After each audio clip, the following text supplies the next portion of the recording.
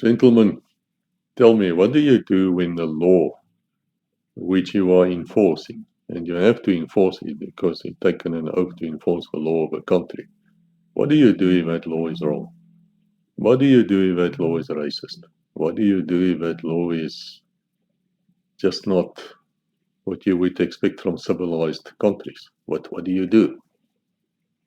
Now, we often had to face that type of problem. And a lot of us, of course, have said, well, it's the law. That's the end of the story. I'm not going to argue about it. I'm not going to think about it. At the end of the day, that's the law, end of story. That's the easy way out. And we saw it recently as well with, that Fiat illness was name you cannot even mention on YouTube and places like that because you will be banned. The ones where everybody got locked up like criminals.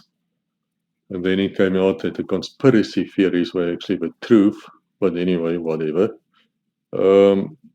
You would have found that the police did enforce whatever the masters told them to enforce. Learn a lesson from that. Please, listen to me. Learn a lesson. Police are not going to take your side.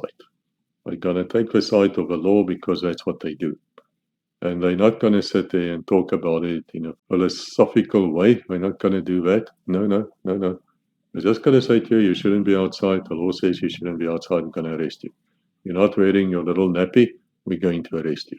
You see what's going to happen here. It's going to go on. That is state power abuse, by the way. It's fascism.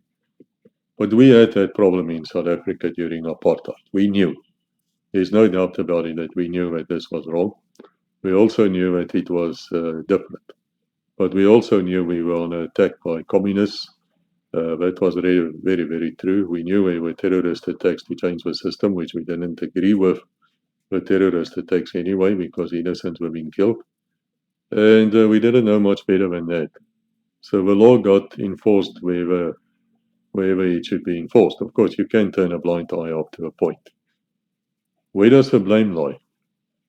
In my respectful submission to you, do not blame the police for enforcing the law. You want to be angry with somebody?